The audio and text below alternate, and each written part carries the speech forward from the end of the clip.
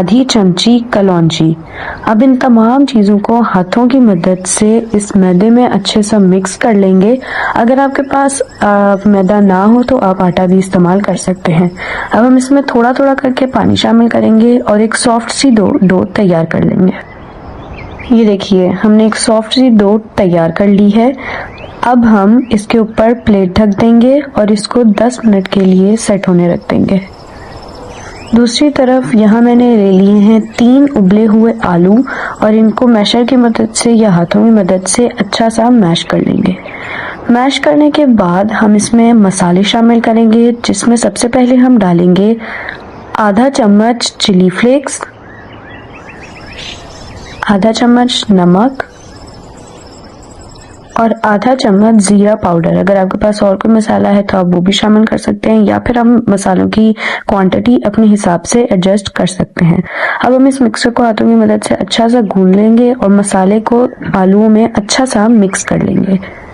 इस पॉइंट पर हम इसके अंदर 2 टेबलस्पून कॉर्नफ्लोर भी शामिल करेंगे, जो कि इसकी बाइंडिंग में हेल्प करेगा। मिक्सचर हमारा तैयार हो चुका है। चलिए अब रोल बनाते हैं। आटे को रखे हुए 10 से 15 मिनट हो चुके हैं। अब हम प्लेट हटाकर इसको किसी स्मूथ सरफेस पर आटा छिड़क लेंगे और फिर उस पर इसको निकाल लेंगे। अब हम इस डो को 3 बराबर हिस्सों में तकसीम कर लेंगे और फिर इसका एक पेड़ा बना लेंगे। अब इन 3 पेड़ों में से 2 पेड़े हटा दें और एक पेड़े को आटा लगाकर बिल्कुल रोटी की तरह से बेलन की मदद से पतला सा बिल्कुल बेल लेंगे।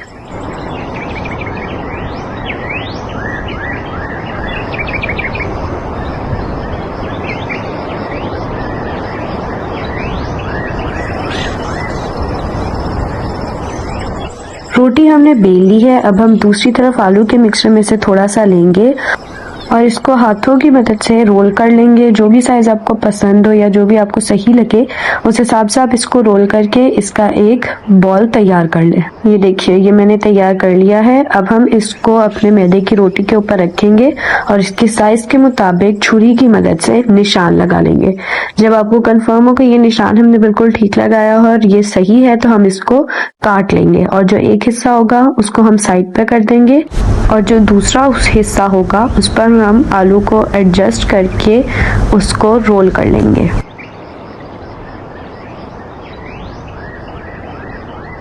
इसका एक रोल तैयार करने के बाद इसको हाथों की मदद से दबाएंगे ताकि जो इसका एंड है ये एकदम बंद हो जाए और खुले नहीं।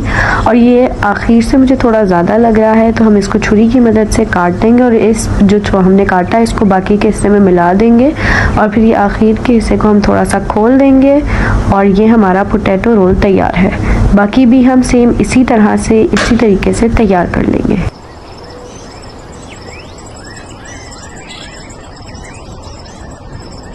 यहाँ हमने तकरीबन 6 से 7 पोटैटो रोल तैयार कर लिए हैं। चलिए अब हम इनको तेल में फ्राई करते हैं।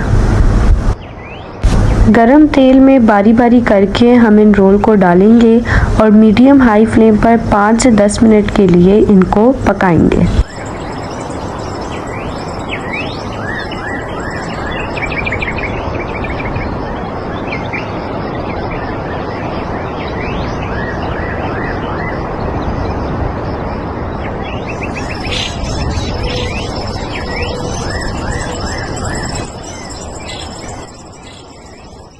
ये देखिए 10 से 15 मिनट में किस तरह मीडियम हाई फ्लेम पर हमने इनको कुक किया और इनके ऊपर अच्छा सा गोल्डन ब्राउन कलर आ चुका है।